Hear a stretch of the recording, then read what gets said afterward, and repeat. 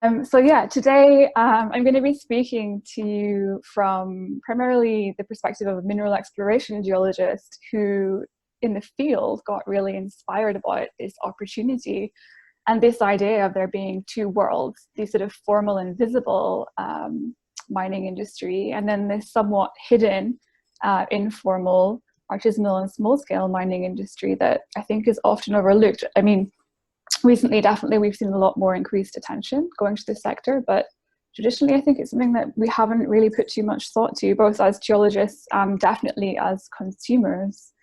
So yeah. Oh, okay, so starting off with the story, how I got here. So basically, as I mentioned, I began my career as a mineral exploration geologist, and I think we're all pretty excited about this adventure and this opportunity to go out into underexplored or unexplored ground. And this is just one example where I arrived up with 800 square kilometers of gold and copper discovery potential. And so every geologist's dream is to find that million ounces of gold and be part of something big and exciting. And we're trained for that. So we look at mineralogy, geochemistry, geophysics, etc.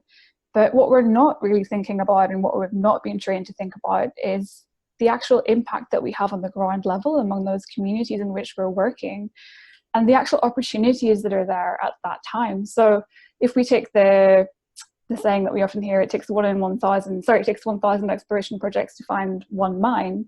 That's a lot of opportunities for exploration geologists to have positive impacts in communities that are often very remote, perhaps underdeveloped, and in many degrees marginalized or left behind by the formal economy. So there is this opportunity here, I think, for the junior sector to do more and be more visible in this sense. And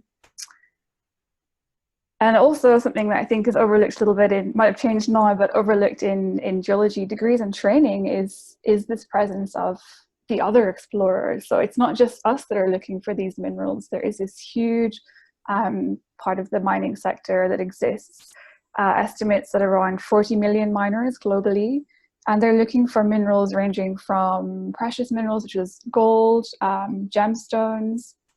They're estimated to mine over 80% of the world's color gemstones, 20% of our gold, and also significant amounts of cobalt, things that are going into technology, for example. So they have a huge place in the supply chain, but to date have been somewhat overlooked. And just to kind of put the two on top of each other,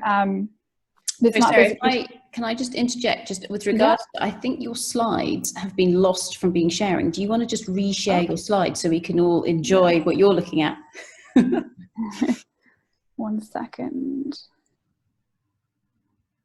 And if it doesn't work, you're painting a fantastic picture anyway. Good. Is that working now? It's beginning to come through. Yep. Okay, possibly connectivity. Yes, that's perfect. On you go. Great. Okay, so to continue. So I've basically overlaid the two worlds that we have here. So we have the distribution of artisanal and small-scale mining on a global scale, and then the percentage distribution of the mineral exploration budgets, again on a global scale. This data is actually from 2017, so it might not be the most up-to-date, but to give a broad idea.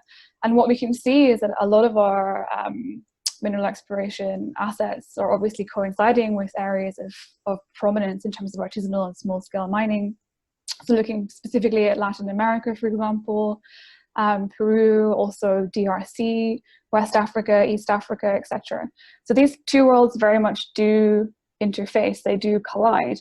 And in terms of the risk to the formal mining sector, it's big. So I think Canada alone has $55 billion-ish of mineral exploration and mining assets in just Latin America alone. And in terms of the artisanal and small-scale miners, they have a lot at stake as well. So as Vita mentioned, this is a livelihood for people that maybe don't have much else, and possibly it complements subsistence farming. And it's a voice that's not often heard. So I mean, we sort of all sit around talking about this very often, but we don't have artisanal miners representing here, and many of them are, you know, pretty good geologists and prospectors in their own rights. And as Sarah, I think, mentioned before, they're miners basically, and these are our enterprises. Obviously, there's a spectrum, and I think we'll hear more about that on Friday from Estelle. And some are obviously illegal, and in the worst case, have a lot of very serious human rights and environmental issues. But not all are illegitimate as such, and many are, viable small mining enterprises. And so I love this quote from a meeting a couple of years ago, where basically there was a call to action from artisanal and small-scale miners to basically ask us as a society, and I guess as a community, to start eliminating this language and discourse that is worsening the stigma around their sector, and to find ways that we can actually empower them to chart their own vision of development. And I think that's really interesting and exciting, presents an opportunity for this sector to actually be recognized and have the sort of impact and growth that it wants, that makes sense for its own local context, not necessarily what we from the outside might perceive is what is required. So I dove very deep into this subject during the course of my business degree a couple of years ago, and I mapped out all different things, and this is a little bit complicated, but what normally happens when you have these two worlds colliding is that they're basically competing. And so both of them want access to prospective ground, both of them want rights to those minerals, both of them want to derive value from that. But what normally happens is, if you do face this interface, is that you might have in the beginning an informal sort of happy coexistence, but more often than not, when the stakes rise and we move towards defining a mineral resource and into formalized mining, conflict can arise, because basically there's one of two outcomes. Either the government moves on the artisanal and small-scale miners, or they might actually evict the foreign large-scale mining company or exploration company. And so basically it's not ideal, because I guess what my sort of question is, and to the previous presentation, is, do we actually have to compete? Can we not find a way to create a win-win scenario where both can operate in some ways side by side or in proximity? Can we create a space for both within the natural resource governance of that host country and within the business models that we are operating? So a little bit more on the challenge. So essentially, yeah, is there a business case to do better? I mean, as mineral exploration geologists, we are sort of the first step in this mining project pipeline. We are the first ones to get our boots on the ground and often interface with these communities, but yet we're not really, I guess, engaged or embedded within the CSR teams. We're not really interfacing with, governments or NGOs or other entities that might more traditionally work with artisanal and small-scale mining. And I think there's a space to do more there. Especially when we look at the chances of success. So finding an economically viable deposit is hard enough as it is, but this really interesting report by Rachel Davis and Daniel Franks, which I would recommend if you haven't already had a look, maps out pretty clearly that if we take, for example, I think they took 50 cases where they had prolonged conflict at a project, and this is not just limited to artisanal and small-scale mining, but in general conflict that we face during our projects operations, and 2/3 are abandoned at pre-feasibility and feasibility stage. So that sort of transition from exploration to advanced exploration and resource definition is really critical to get right. In the best case scenario, you might be looking at $10,000 to $50,000 a day in standby costs, wasted time. In the worst case scenario, that asset is abandoned, and that could be, millions and billions of value dollars lost.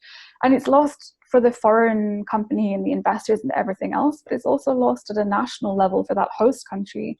And during my research, it came up, I talked to governments and investors and mid-tiers and majors and things, and government representatives talk about this. One of the biggest challenges for them is to actually derive opportunity and socioeconomic value from the natural resource industry for their nation, both locally and nationally. And I think there's a big opportunity for private sector to play a greater role in promoting these opportunities. And a nice quote as well from that Davis and Frank's paper, just sort of saying, we don't measure the dollar value of social license law. I think, we're starting to move towards that, and that's exciting to see in the industry. But what the quote sort of highlights is that a lot of juniors don't realize that, yes, you're doing drilling and you're adding value in terms of gold ounces or whatever commodity you're working with, but if you get things wrong, you're actually overall eroding value from your project, and that project might never sell in the worst case scenario. And it's not just about what the majors or the mid-tiers are thinking in terms of an M&A, it's the whole supply chain. And I think we're changing at a global level. So consumers are asking more and more, where are commodities coming from? We see new initiatives like Fair Mind and Fair Trade Gold springing up. We see things like the LBMA Precious Metals Code, and we heard from LME yesterday. We see government starting to try and work with and actually empower and build more responsible small-scale mining sectors, such as in Ghana. And we see also the legal and policy landscape changing. So we had this sort of landslide or landmark case against Nevsun, who will be tried in Canada. And that really changes, I guess, the playing field for the mining industry. I mean, there's not really any, not that there should have been before, but I think more and more we have to realize that there has to be, a better and a right way to do business in these countries in which we're operating.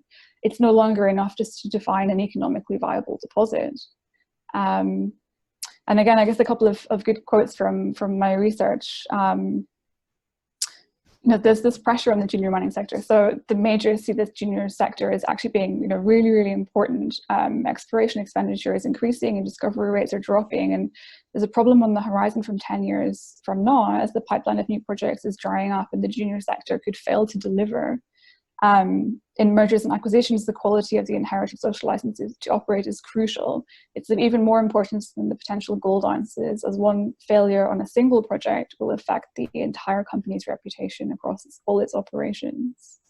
And we also see investors starting to put more weight on sustainability and ethics, or even prioritizing that over potential financial gain. As for them, it's all about managing reputational risk and looking for companies that have demonstrated successful relationships in their communities.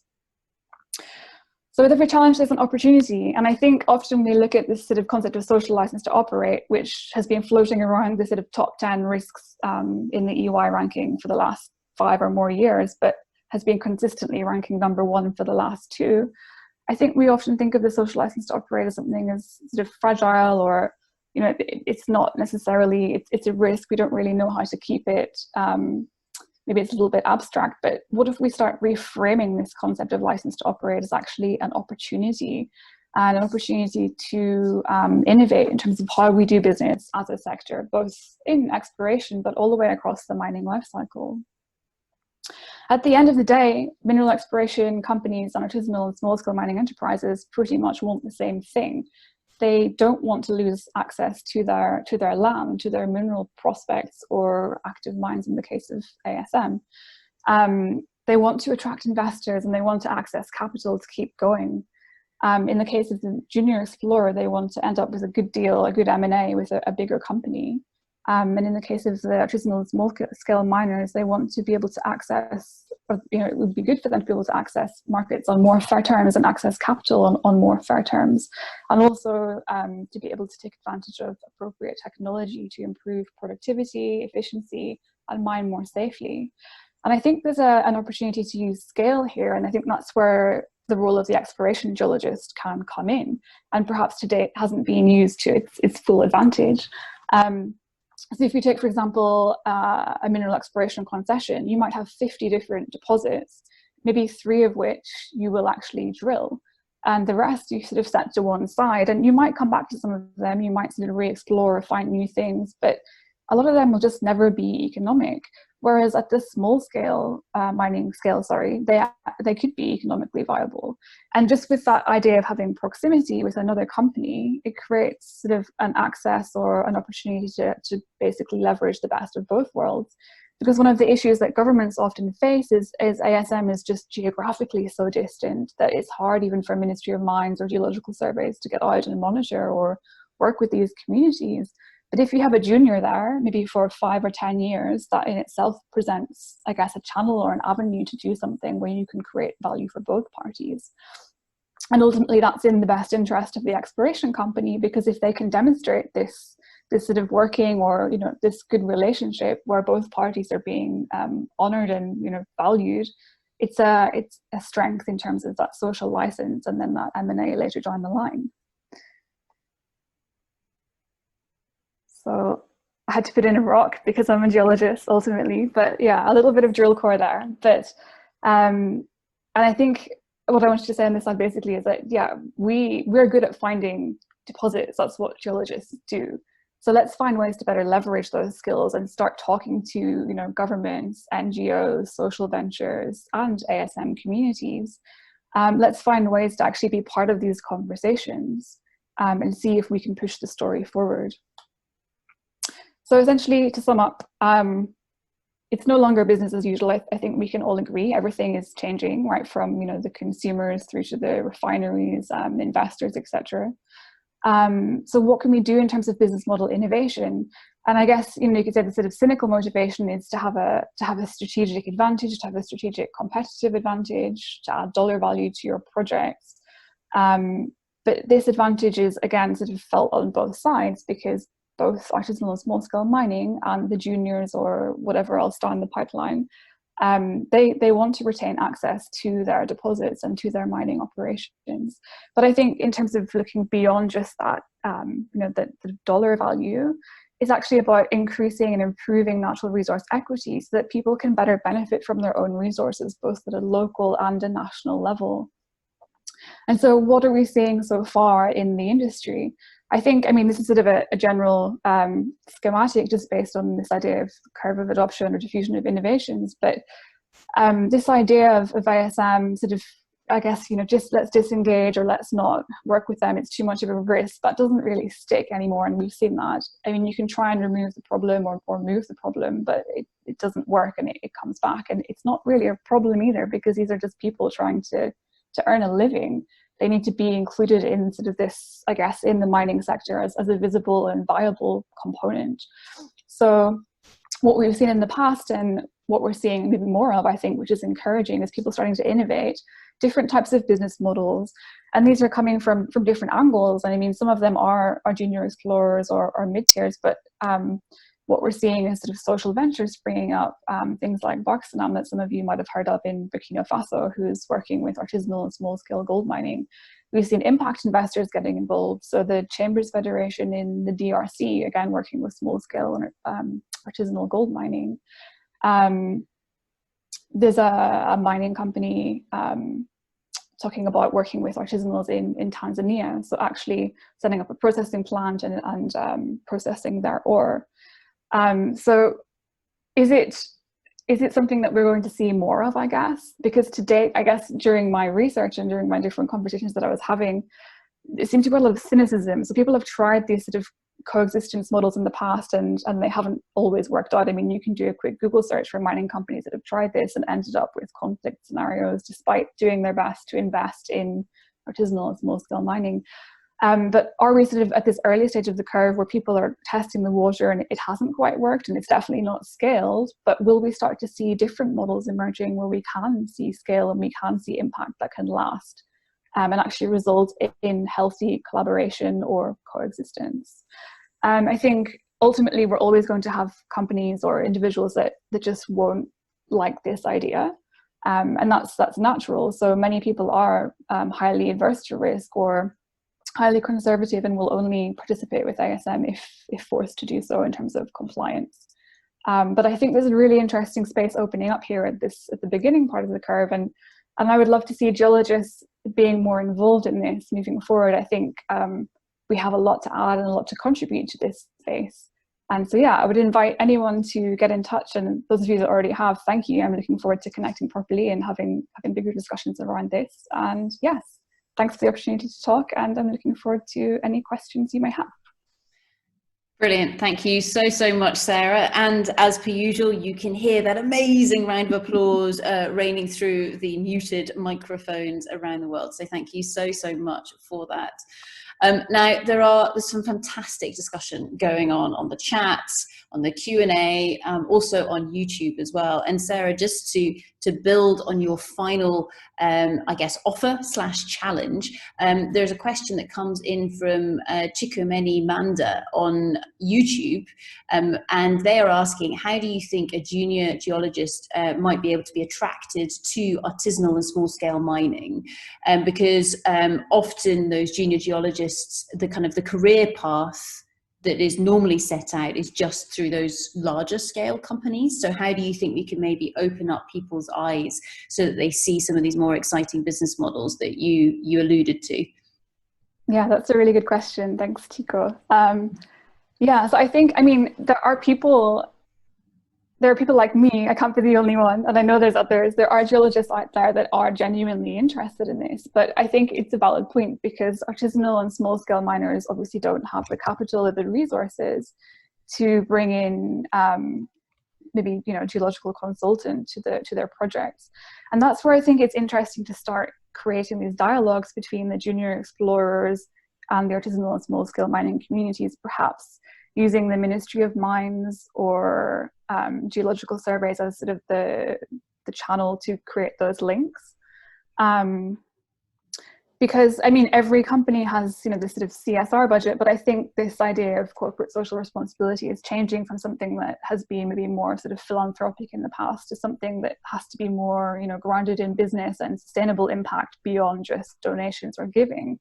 So, for example, why not allocate some of your geologists to spend so many days a year working with artisanal miners in proximity to your concession or perhaps on your concession, doing some basic, you know, resource definition, you know, asking some questions, sharing information, sharing knowledge. And I think there's a lot to be learned from that dialogue in both directions. And that's certainly something that I've really enjoyed in my career.